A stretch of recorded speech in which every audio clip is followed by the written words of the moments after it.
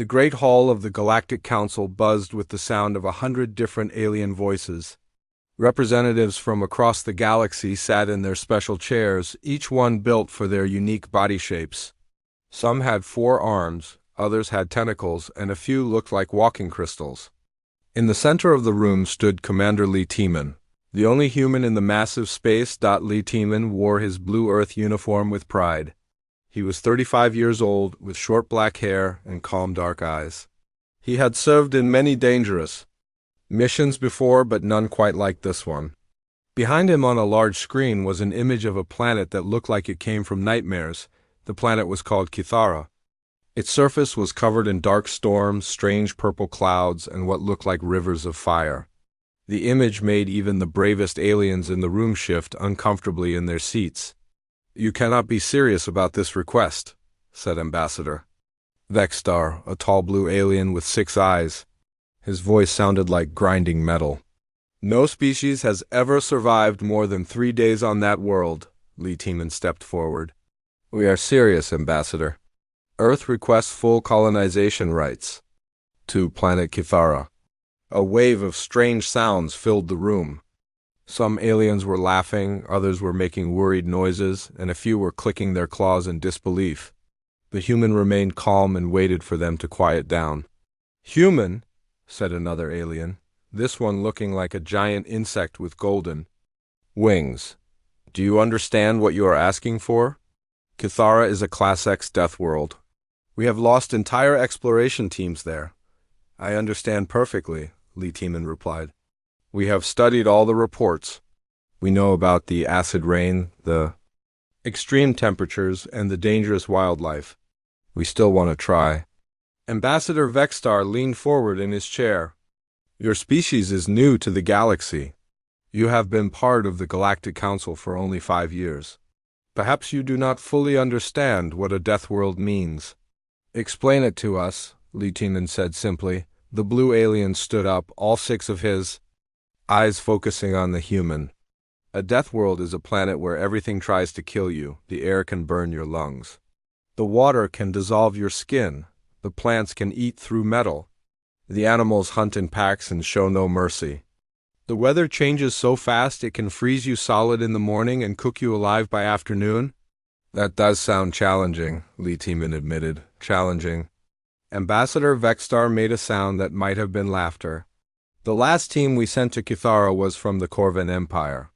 They are known as the strongest warriors in the galaxy. They lasted 18 hours. Another alien, this one covered in thick gray fur, spoke up. "Before that, we sent the Xanthari. They can survive in space without suits. They lasted 2 days. And before that," added a third alien with multiple arms, "we sent the Mokari research team. They had the best technology in the galaxy. They sent one message saying, 'Help us,' and then nothing." Lee Tiemann nodded as he listened to each story. "I see why you call it a death world." "Then you withdraw your request," Ambassador Vexstar said. "It was not a question. No," Lee Tiemann said firmly. "We still want to try." The room erupted in noise again. Aliens were speaking in their own languages, making gestures, and some were even getting up from their chairs. The human waited patiently for them to settle down. "You are either very brave or very stupid," said the furry alien. "Maybe both," Lee Tiemann replied with a small smile. Ambassador Vexstar sat back down. "Very well. Since you insist on this madness, we will make you an offer. We will give you 1 standard galactic month to establish a working settlement on Kithara." "What are the conditions?" Lee Tiemann asked. "You may take a team of no more than 7 humans. You will have basic supplies for 1 week. After that, you must survive using only what you can find or make on the planet. If you succeed, Earth gets full colonization rights to Kithara and any other Class X worlds you want to try." "And if we fail?" Lee Tiemann asked. "When you fail," Ambassador Vexstar corrected, "Earth will accept that humans are not ready for the dangerous worlds of the galaxy. You will stick to safe planets and leave the real exploration to stronger species." Lee Tiemann considered this for a moment. Around him, aliens whispered to each other. He could hear some of them already making bets on how long the humans would last. Most seemed to think they would be dead within hours. I accept, Lee Tiemann said. Excellent, Ambassador Vextar said, showing teeth that looked like broken glass. When will you be ready to depart? My team is already prepared. We can leave tomorrow. This surprised the aliens. They had expected the humans to take weeks or months to prepare for such a mission. You have a team ready? Asked the golden-winged alien. Yes, Engineer Park Suji, Medic Kim Do-yeon, Xenobiologist Choi Nari, Survival Specialist Yoon Min-ho, Security. Officer Nam Ji-won and Research Scientist Bae Hyok, all volunteers. They know this is likely a death mission, Ambassador Vextar asked. They know the risks. They also know the rewards. What rewards could possibly be worth dying for? Asked another alien. Lee Tiemann looked around the room at all the alien faces, staring at him.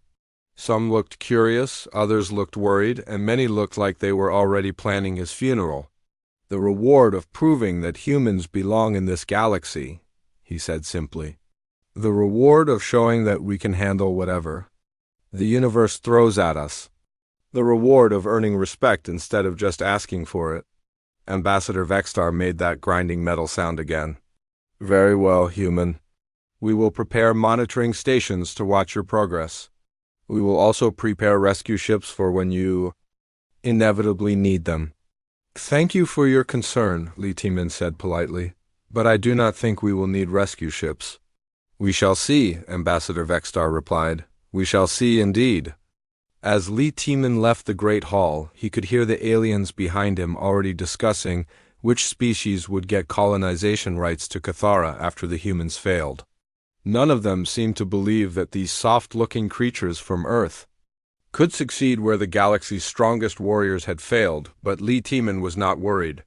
He had read the reports about Cathara very carefully. To the aliens, it looked like an impossible world where nothing could survive. To him, it looked remarkably similar to a planet he knew very well. It looked like Earth. The transport ship shuddered as it entered Cathara's atmosphere. Commander Lee Tiemann gripped his seat as the vessel was tossed around like a toy in a storm. Through the small window, he could see purple lightning crackling across dark clouds that seemed to move with their own evil purpose. Landing in 60 seconds, announced the alien pilot, a nervous creature with 4 arms and blue skin. I will wait exactly 10 minutes for you to change your minds and come back up. We will not be coming back up, Lee Tiemann said calmly, behind him. His 6 team members were checking their equipment one final time. Engineer Park Suji was a small woman with quick hands and bright eyes. She had built some of the finest machines on Earth. Medic Kim Do-yeon was tall and steady, the kind of person who stayed calm when others panicked. Xenobiologist Choi Nari was young but brilliant, with more knowledge about alien life than most. People twice her age, survival specialist Yoon Min-ho looked like he could survive anywhere. His weathered face told stories of harsh places and difficult times. Security officer Nam Ji-won was built like a rock and moved like a shadow. Research scientist Bae Hyok wore thick glasses and carried more instruments than seemed possible for one person. Sensors are going crazy, Park Suji reported, looking at her handheld device. Temperature outside is currently minus 40 degrees, but it was plus 60 just an hour ago. Radiation levels are high but not deadly, added Bae Hyok. Air is breathable but contains traces of acid. Sounds like a Tuesday back home? Yoon Min-ho said with a grin. The ship touched down with a heavy thud that shook everyone's teeth. Through the window, they could see the surface of Cathara for the first time up close. It looked like someone had taken the worst parts of every dangerous place on Earth and mixed them together. The ground was covered in sharp black rocks that stuck up like broken teeth. Between them, pools of green liquid bubbled and steamed. Strange plants grew everywhere, but they moved wrong, twisting and reaching toward the ship like hungry fingers. In the distance, tall mountains spit fire into the purple sky. Welcome to paradise, Kim Do-yeon said dryly. 30 seconds to landing ramp opening, the pilot announced. Are you absolutely sure about this? Positive, Lee Tiemann replied. The ramp opened with a hiss and immediately the smell hit them. It was like burning metal mixed with rotten eggs and something that might have been dead fish. The air itself seemed thick and heavy, making each breath feel like work. Temperature is rising, Park Suji announced. Now at 10 degrees and climbing fast. They grabbed their packs and stepped off the ship onto the surface of the Deathworld. The moment their feet touched the ground, the ship's ramp slammed shut behind them. Through the window, they could see the pilot shaking his head sadly, probably certain he had just watched 7 humans walk to their deaths. The ship lifted off, leaving them alone on Cathara. "Well," said Choi Nari, looking around at the hostile landscape, "it is definitely not Earth." "Actually," Yoon Minho said, kneeling down to examine the ground, "it reminds me of several places on Earth. The volcanic activity looks like Iceland. The acid pools are similar to Yellowstone. The temperature swings are like the Sahara Desert. The difference is that Earth has all those things in different places," Bae Hyok pointed out. "Here, they are all in the same place." "Which makes it more interesting," Choi Nari said, already taking samples of the strange soil. As they talked, the temperature continued to rise. Within minutes, it had gone from -40 to +20 degrees. The change was so fast that their breath went from making clouds to feeling like they were breathing soup. "We need shelter," Lee Timin decided. "The alien report said the temperature can reach 150 degrees during the day and drop to -80 at night," Park Suji added. "That kind of change would kill most aliens instantly." They began walking across the rocky landscape, looking for anything that might provide protection. The strange plants turned to follow their movement, and more than once they had to jump aside as something that looked like a flower tried to grab them with thorny tentacles. "Definitely carnivorous," Choi Nari observed, making notes in her waterproof notebook, "but they move slowly. Easy to avoid if you pay attention." "Unlike those," Nam Ji-won said, pointing toward the mountains. Flying toward them was a swarm of what looked like insects, but each one was the size of a baseball. They moved in perfect formation and made a buzzing sound that hurt to listen to. "Defensive positions," Lee Timin ordered. The team quickly formed a circle, backs to each other, facing outward. The insects reached them in seconds, diving and swooping, like tiny fighter planes.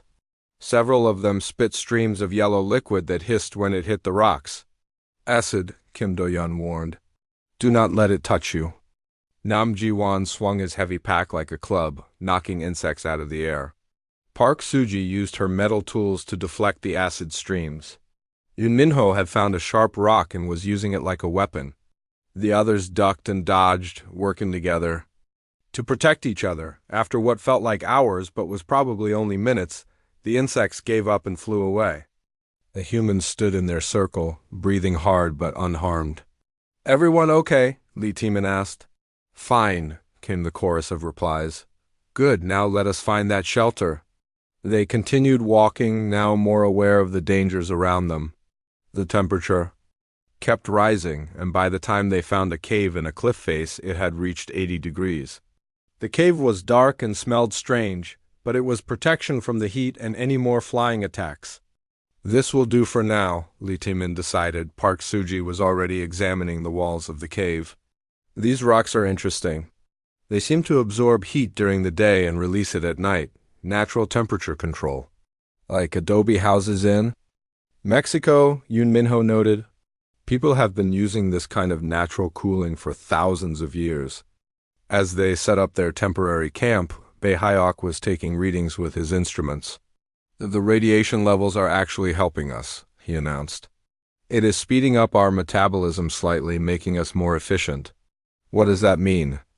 Kim Do-yeon asked. "It means we will heal faster, think clearer, and have more energy while we are here." "So this Deathworld is actually making us stronger," Choi Nari said with amazement. "That is one way to look at it," Lee Timin agreed. Outside the cave, they could hear the wind picking up. The temperature was now over 100 degrees, and strange howls echoed from the mountains. Lightning flashed across the sky, and the smell of ozone filled the air. "Storm coming," Yoon Minho observed. "Let it come," Park Suji said confidently. "We have shelter, we have each other, and we have something the other species did not have." "What is that?" asked Nam Ji-won. Experience, she replied. We grew up on a world that tried to kill us every day. Hurricanes, earthquakes, volcanoes, diseases, predators, ice ages, heat waves, floods, droughts. Earth taught us how to survive. The aliens think Cathara is impossible, Choinari added. But to us it just feels like a more intense version of home. As if to prove her point, the storm hit with tremendous force. Rain that could dissolve metal pounded the ground outside their cave. Lightning struck so close they could feel the electricity in the air. The wind howled like a living thing in pain, but inside the cave, the 7 humans sat calmly, sharing food and planning their next moves. They had been on Cathara for less than 4 hours, and they were already thinking about tomorrow. High above in orbit, alien observers watched in shock as the human life signs remained steady and strong. According to their predictions, the humans should have been dead already. Instead, they were thriving. The third day on Cathara began with a discovery that changed everything. Park Suji woke up early and noticed something strange about the cave walls. During the night, they had started to glow with a soft blue light. "Everyone, look at this," she called to her sleeping teammates. The others gathered around as Park Suji ran her hands along the glowing stone. It was warm to the touch, but not burning hot. More importantly, it seemed to be producing clean energy. "The rock is absorbing radiation and converting it to usable power," Bei Hyok said after running his instruments over the surface. "It is like a natural battery." "Can we use it?" Lee Tiemann asked. "Give me a few hours," Park Suji replied, already pulling tools from her pack. While the engineer worked on her energy project, the rest of the team ventured outside to explore their new world. The morning temperature was a pleasant 25 degrees, though they knew it would climb to dangerous levels by afternoon. Choi Nari was fascinated by the plant life. What had seemed like deadly monsters the day before now appeared more like clever survivors. She knelt beside a large purple plant that had tried to grab them yesterday. "Look at this," she said excitedly. "The plant is not trying to eat us. It is trying to get the salt from our sweat." "What do you mean?" Kim Do-yeon asked, keeping a safe distance. "The soil here has almost no sodium. These plants need salt too. Survive, just like plants on Earth. When they sense animals, they reach out hoping to get minerals." "So they are not predators," Yoon Minho observed. "They are more like desperate farmers," Choi Nari replied. "Watch this." She pulled a small packet of salt from her emergency supplies and sprinkled it on the ground near the plant. Immediately, the purple creature's tentacles moved toward the salt, gently touching it and somehow absorbing it through its surface. "Amazing," Bei Hyok said. "The aliens saw aggressive behavior and assumed danger, but it is really just survival." "That gives me an idea," Yoon Minho said. "If we can trade with these plants, we might be able to get something useful in return." They spent the morning experimenting with different plants. Some wanted salt, others seemed to need trace metals, and a few responded to simple water. In exchange, the plants offered various gifts. One species produced threads stronger than steel cable. Another created a clear liquid that turned out to be an excellent antiseptic. "It was like a natural marketplace," Choi Nari laughed. "We just had to learn the currency." Meanwhile, Park Suji had made progress with the glowing cave walls. She had managed to tap into the natural energy and was now charging their electronic equipment. "This is incredible," she announced. "The power output is 3 times what our best solar panels can produce. And it works day and night." "Can we make more of these power sources?" Lee Tiemann asked. "I think so. The radiation on this planet seems to activate something in these rocks. If I can figure out the process, we could have unlimited clean energy." While the team made these discoveries, high above in orbit, the alien observers were having heated discussions. The monitoring stations showed that not only were the humans still alive, but their vital signs indicated they were actually getting healthier. "This is impossible," Ambassador Vextar said, staring at the readouts. "The radiation alone should have killed them by now." "Perhaps their equipment is malfunctioning," suggested another alien. "We have 3 different monitoring systems. They all show the same thing." On the planet's surface, Kim Do-yun was making his own surprising discovery. While treating a small cut on Nam Ji-won's hand, he noticed that the wound was healing much faster than normal. "This should take days to close up," he said, examining the injury, "but it is already starting to seal." "The radiation," Bae-hyuk explained. "It is boosting our cellular repair systems. What kills other species is actually helping us." "Why?" Nam Ji-won asked. "Because we evolved on Earth," Yoon Min-ho replied. "Our planet has been bombarding us with cosmic rays, solar radiation, and natural radioactivity for millions of years. Our bodies learned to not just survive it, but use it. As the day grew hotter, the team retreated to their cave. But instead of just hiding from the heat, they had turned their shelter into a workshop. Park Suji was building devices powered by the glowing rocks. Choi Nari was cataloging all the useful plants they had found. Bae-hyuk was mapping the local ecosystem. "We need water," Lee Taemin said, looking at their dwindling supplies. "I found some," Yoon Min-ho replied. "There is a stream about half a kilometer from here.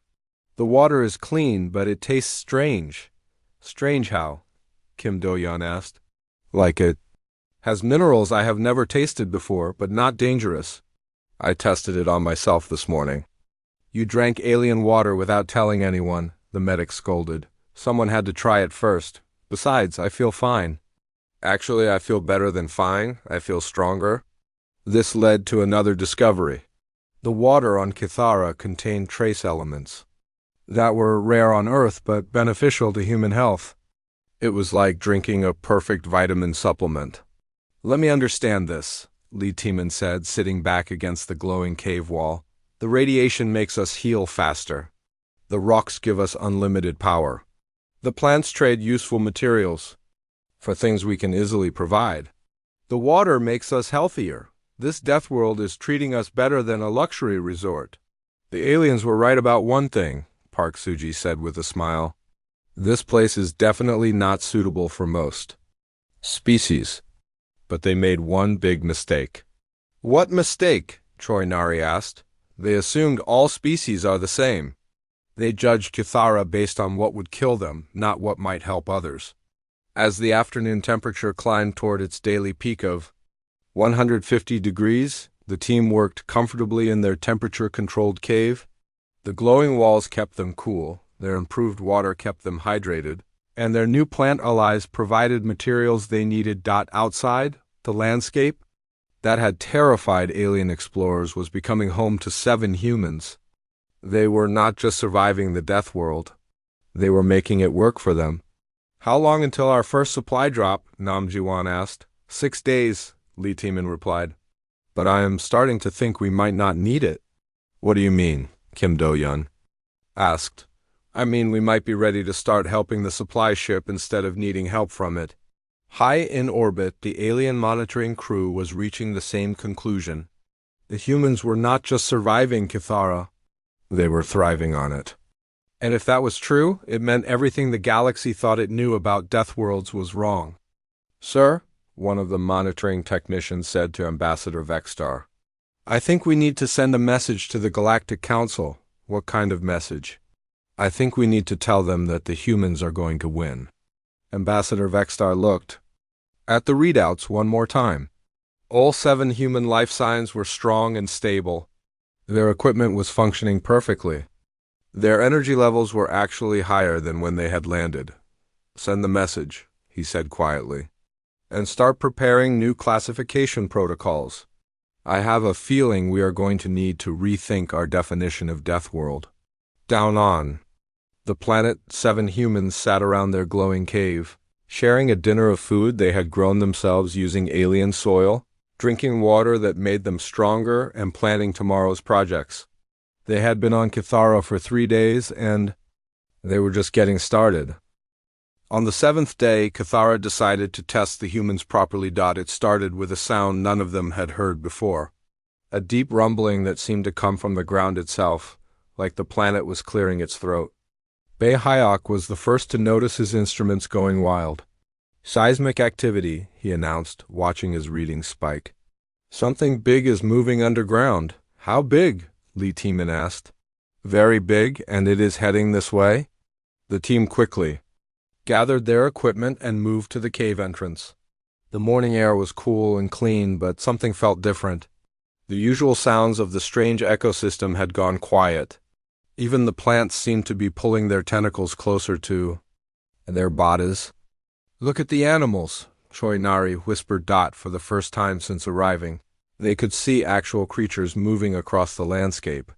Small lizard-like things were running in the same direction, away from the mountains.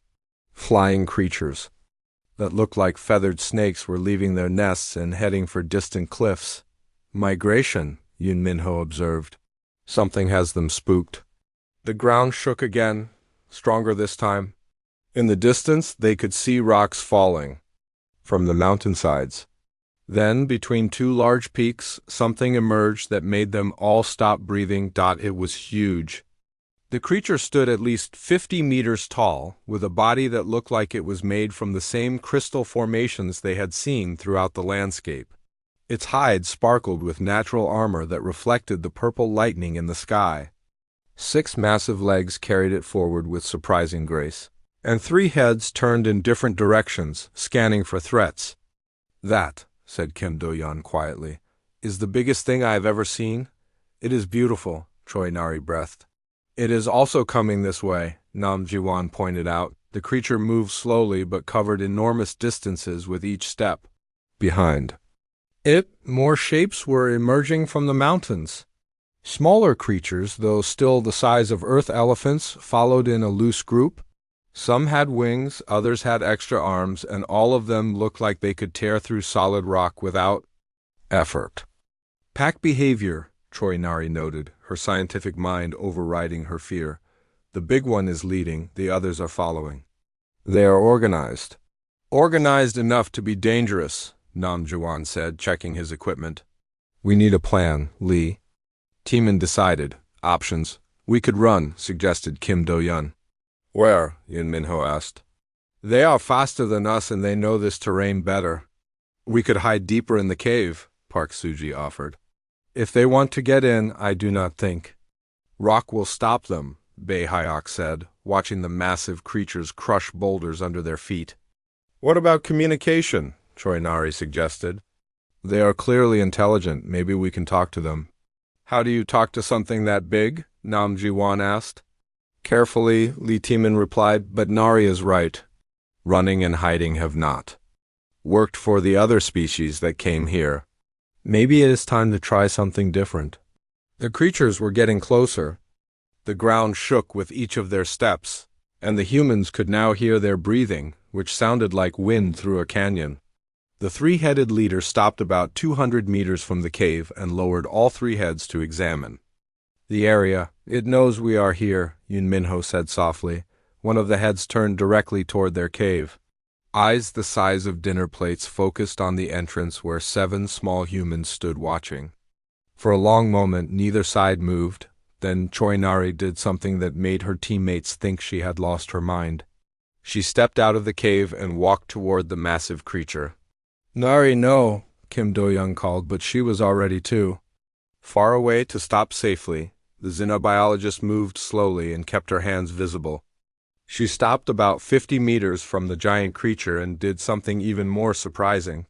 She sat down on the ground and waited. The 3-headed giant studied her for what felt like hours but was probably only minutes. Then, very carefully, it lowered one of its heads until it was only a few meters from the small human sitting on the rocky ground. Choi Nari reached slowly into her pack and pulled out one of her sample containers. Inside was some of the salt they had been using to trade with the plants. She opened the container and poured a small amount on the ground between herself and the creature. The massive head moved closer. A tongue the size of a tree trunk emerged and carefully tasted the salt. The creature made a sound, a deep harmonic note that seemed to vibrate through the ground itself. Then something amazing happened. The other creatures in the pack began to approach, but not aggressively. They moved like curious animals investigating something new and interesting. "She did it," Lee Teeman said with amazement. "She made contact." The rest of the team slowly left the cave and approached the gathering. The creatures watched them but showed no signs of hostility. Up close, they could see that the crystal-like hide was actually made of the same energy-storing material as their cave walls. They are living batteries, Park Suji realized. They store and process the planet's radiation just like the rocks do. That is why they survived when everything else became extinct, Bei Hayok added.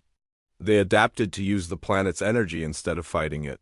Over the next few hours, the humans and the crystal creatures established a kind of communication. The creatures could not speak, but they were clearly intelligent. They responded to gestures, they understood simple cause and effect, and they seemed genuinely curious about these small aliens who were not afraid of them. They are the planet's caretakers, Choinari explained to the others. They move around the world, maintaining the ecosystem. The smaller creatures follow them because they provide protection and guidance. Like shepherds, Yun Minho suggested. Exactly, and they wanted to check us out because we are new in their territory. Are we passing the test? Li Timin asked. I think so. They seem to approve of what we have been doing. Trading with the plants instead of destroying them. Using the natural energy instead of fighting it. Working with the ecosystem instead of against it. As the day progressed, the crystal creatures shared their territory with the humans. They showed them where to find the best water, which plants were most useful, and how to predict the weather patterns. In return, the humans shared their salt and other trace minerals that the creatures needed. This is incredible, Kim Do-yeon sighed, watching Nam Ji-won actually pet one of the smaller creatures, which seemed to enjoy the attention. We are not just surviving on this death world. We are making friends with it. High in orbit, the alien observers were having emergency meetings. The monitoring equipment showed impossible readings. Not only were the humans still alive after a week, but they were now in direct contact with Kathira's apex predators. This changes everything, Ambassador Vextar said, staring at the video feeds. No species has ever made peaceful contact with the crystal beasts. Most do not even see them before they are killed. Sir, one of his assistants said nervously. What do we tell the Galactic Council? Tell them, Ambassador Vextar replied slowly, that we may have seriously underestimated the human species. Down on Cathara, 7 humans sat among creatures that could have destroyed them easily, sharing an evening meal and planning tomorrow's adventures. They had faced the planet's greatest test and passed with flying colors, but the best was yet to come. By the 15th day on Cathara, the humans had completely transformed their relationship with the planet. What had started as a survival mission had become something much more interesting. They were not just living on the Deathworld. They were improving it. Park Suji had figured out how to create more of the energy-storing crystals. Using techniques learned from growing silicon chips back on Earth, she had managed to cultivate new crystal formations that were even more efficient than the natural ones. Look at this, she said excitedly, showing her teammates a cluster of blue crystals she had grown in a specially prepared soil mixture. These store 50% more energy than the cave walls. And they grow fast. How fast? Li Timin asked. I started this batch yesterday morning. By tonight we will have enough stored power to run a small city. The crystal creatures had been fascinated by this development. The 3-headed leader spent hours watching Park Suji work, occasionally offering helpful suggestions by moving rocks into better positions, or breathing on the growing crystals in ways that seemed to accelerate their development. I think it likes being part of the engineering team, Park Suji laughed. Meanwhile, Choi Nari had made an even more remarkable discovery. The aggressive plants that had first seemed so dangerous were actually part of an incredibly sophisticated biological network. They are all connected, she explained, showing the others a complex diagram she had drawn in her notebook. Every plant on this continent is linked through underground root systems and chemical signals. They share information, resources, and even defense strategies. What kind of information? Bei Hayok asked. Weather patterns, mineral locations, threat assessments. When we first arrived, the plants saw us as a potential threat and responded defensively. But once we started trading with them, the word spread through the entire network. Now every plant within 1,000 kilometers knows we are friends. 2. Proof or point, she led them to an area they had never visited before. As soon as they approached, the local plants began offering trade goods without any prompting. Some extended branches full of ripe fruit, others produced coils of strong fiber, and a few even created small amounts of refined metals. It is like the planet is paying us rent, Yun Minho observed, accepting a handful of fruit that tasted like a cross between apples and strawberries. Better than rent, Kim Do-yeon said, analyzing some of the metal samples. These alloys are stronger than anything we can make on Earth. The biological refining process here is incredibly advanced. Which gives me an idea, Lee Tiemann said. What if we are not just surviving here? What if we are supposed to be here? What do you mean? Nam Ji-won asked. Think about it. Every other species that came to Cathara tried to impose their technology and methods on the planet. They brought artificial environments, fought against the ecosystem, and treated everything here as hostile. They all failed. But we adapted, Park Soo-ji said, following his logic. More than adapted. We integrated. The planet is not trying to kill us because we are not trying to kill it. We are working together. This partnership had practical benefits beyond anyone's expectations. The improved crystals provided unlimited clean energy. The plant network offered a constant supply of advanced materials. The crystal creatures shared their knowledge of weather patterns and geological stability. Even the acid rain, when properly collected and processed, turned out to be an excellent solvent for manufacturing. We need to document all of this, Bae Hyok said, working frantically to record their discoveries. The scientific applications alone could revolutionize technology across the galaxy. The energy applications too, Park Soo-ji added. If we can replicate these crystal-growing techniques on other worlds, we could solve the galaxy's power problems forever. But their biggest breakthrough came when Kim Do-yeon made a discovery about their own physiology. The medical scans he had been taking throughout their stay showed remarkable changes. Our bone density has increased by 15%, he reported. Muscle efficiency is up 20%. Reaction times have improved by 12%. Brain activity is showing enhanced patterns in areas related to problem solving and pattern recognition. The planet is making us better, Choi Nari said. With wonder, not just better. It is making us more suited for space exploration. The increased bone density would help with low-gravity environments. The improved reaction times would be valuable for piloting spacecraft. The enhanced problem-solving abilities would help with any challenges we encounter. It is like Cathara is a training ground, Yun Minho realized, the galaxy's ultimate boot camp for space travelers. High in orbit, the alien monitoring stations were recording everything. The supply ship that was supposed to rescue the humans had arrived on schedule, but instead of finding survivors in need of help, they found a thriving settlement that was producing more resources than it consumed. This is impossible, the supply ship captain said, looking at the readings. They are supposed to be barely alive, not running some kind of research facility. Sir, his communications officer reported, we are receiving a message from the surface. Put it through. Lee Tiemann's voice came through clearly without any static or interference. Supply ship, this is Commander Lee Tiemann. We appreciate you coming, but we will not be needing rescue. Commander, are you under duress? Do the creatures have you prisoner? Negative. We are in a cooperative partnership with the local ecosystem. In fact, we have some gifts we would like to send up to you. Gifts. Advanced materials, energy storage devices, and refined metals that might be useful to the Galactic Council. Also, detailed information about sustainable colonization techniques. The supply ship captain looked at his readings again. The human settlement was producing energy signatures comparable to a major industrial facility. Their life signs showed health levels better than most species achieved in optimal conditions. Commander, the captain said slowly, are you telling me that you have turned Cathara into a functioning colony? Affirmative, and we are just getting started. Within hours, news of the human success had spread throughout the galaxy.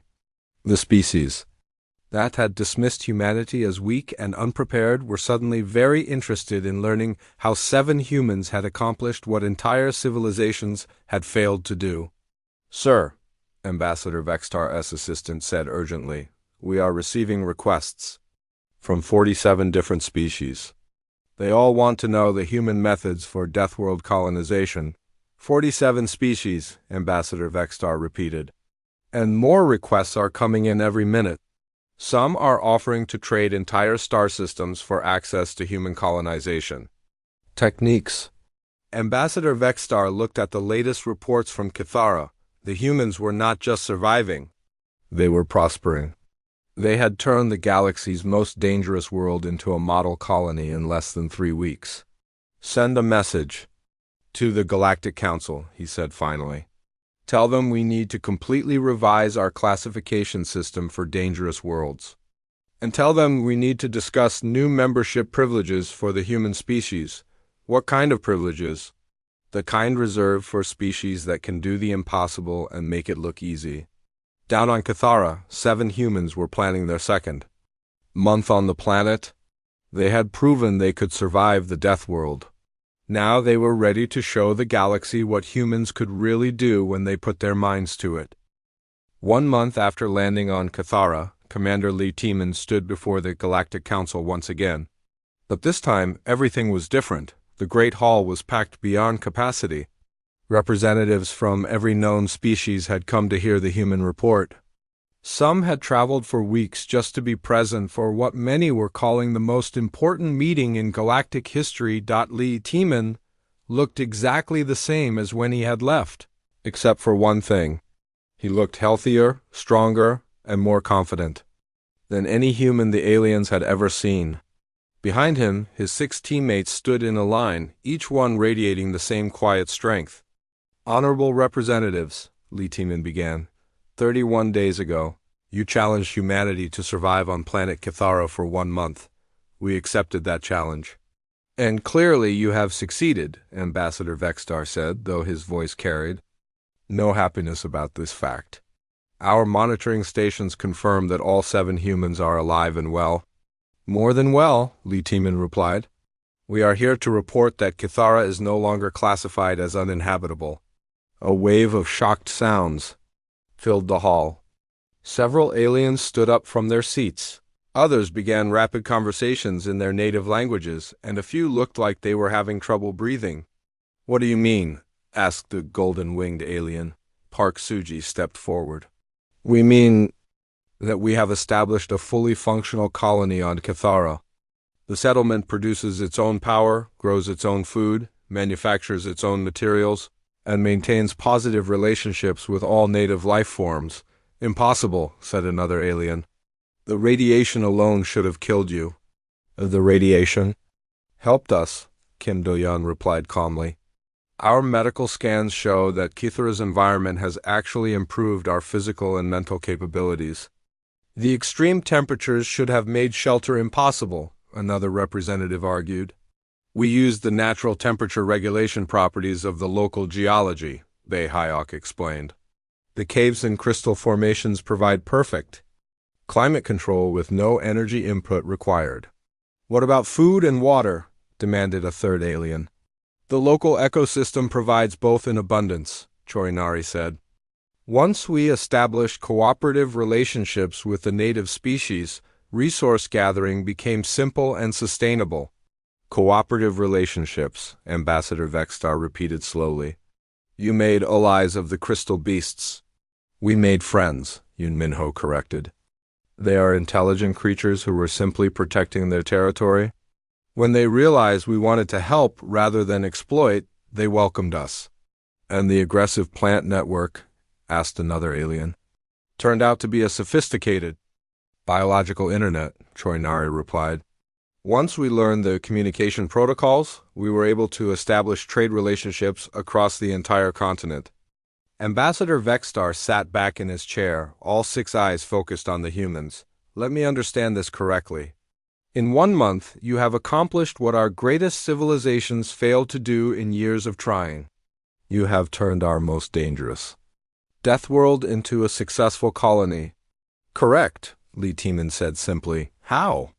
By working with the planet instead of against it. By adapting to the local conditions instead of trying to impose our own. By treating the native species as potential partners instead of obstacles to overcome. And by being human, Nam Jiwan added quietly. What does that mean? The golden-winged alien asked. It means we evolved on a world that prepared us for this, Lee Tiemann explained. Earth taught us to survive in extreme conditions, to adapt quickly to new challenges, and to find ways to thrive in environments that would kill other species. What you call a death world, we call Tuesday. But that would mean, Ambassador Vextar began, then stopped as the implications hit him. Yes, Lee Tiemann said, reading the alien's thoughts. It means that Earth itself is a death world by galactic standards. We have been living on one of the most dangerous planets in the galaxy our entire evolutionary history. Compared to Earth, Cathara is actually quite pleasant. The hall erupted in chaos. Aliens were shouting in dozens of languages, jumping up from their seats, and pointing instruments at the humans as if they were some kind of dangerous exotic animals. Order, Ambassador Vextar called, using his authority to quiet the crowd. Let the human finish his report. Thank you, Lee Tiemann said. We are prepared to share all of our colonization techniques with any species interested in learning them. We have also prepared detailed surveys of 17 other Class X worlds that we believe could be successfully colonized using similar methods. 17 more death worlds, someone whispered. 17 more opportunities, Park Suji corrected. Each one offering unique resources and capabilities that could benefit the entire galaxy. What do you want in return? Ambassador Vextar asked. Suspiciously, nothing, Lee Tiemann replied. We want to share this knowledge freely. Nothing, the ambassador repeated, clearly not believing it. Well, Lee Tiemann said with a small smile, perhaps one small thing. Now we get to the real demand. We would like the Galactic Council to officially recognize that humanity has earned its place among the galaxy's major civilizations, not as newcomers or junior members, but as equals. Ambassador Vextar looked around the hall at the hundreds of alien faces staring at him.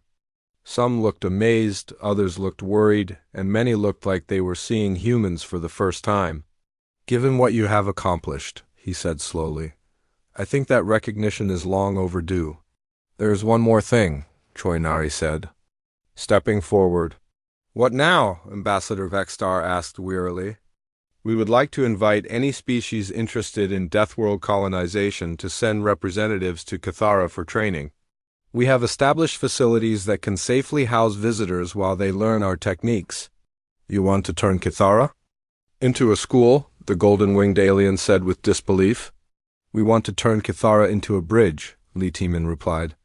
A place where different species can learn to work together to overcome challenges that none of us could face alone. And if species are not interested in this cooperation, Ambassador Vextar asked, then they are welcome to stick to the safe worlds, Yoon Minho said with a shrug. We understand that not everyone is ready for frontier life. But for those who are ready, Park Suji added, we will teach them everything we know. The galaxy is huge, Bae Hyok said. There are thousands of worlds out there waiting to be explored and developed. With proper techniques, many of them could become homes for species that need new territories. And with human guidance, Kim Do-yeon concluded, what were once considered impossible death worlds could become the most valuable real estate in the galaxy. Ambassador Vextar stood up from his chair. Around the hall, other representatives did the same. For a moment, the only sound was the soft humming of the environmental systems. Commander Lee Tiemann, Ambassador Vextar said formally, on behalf of the Galactic Council, I hereby grant humanity full membership status with all associated rights and privileges. Furthermore, I officially reclassify Earth from Unknown World to Class X Death World, with a note that it has successfully produced a species capable of thriving in such environments. Thank you, Lee Tiemann replied. I also officially reclassify Cathara from uninhabitable death world to successfully colonized training facility under human administration. We appreciate your confidence in us. Finally, Ambassador Vextar continued, I would like to be the first to formally request that my species be allowed to send representatives to your training program. It seems we have much to learn from humanity. You will be most welcome, Lee Tiemann said with a warm smile. As the formal session ended and aliens began lining up to speak with the human team, Ambassador Vexstar remained in his seat, watching the chaos with amusement. His assistant approached nervously. Sir, what do we tell the other species about this development? Tell them, Ambassador Vexstar replied, that the galaxy just became a much more interesting place to live. And what about the humans? Ambassador Vexstar watched as Lee Tiemann patiently answered questions from a group of excited alien scientists, while his teammates demonstrated their equipment to curious representatives from a dozen different worlds. Tell them, he said finally, that we should have listened more carefully when the humans said they came from Earth, any species that calls a Deathworld home and considers it perfectly normal is not a species you want to underestimate. Yes, sir. And send a message to our Colonial Development Department. I want them to start reviewing our list of impossible worlds. Something tells me it is about to get much shorter. Outside the Great Hall, 7 humans walked together toward their transport ship, ready to return to their new home on Cathara. They had come to prove themselves to the galaxy. Instead, they had taught the galaxy to see the universe in an entirely new way. Behind them, the greatest civilizations in known space were already making plans to follow where humanity had led. The age of Deathworld colonization was about to begin, and it would be humans showing everyone else how it was done.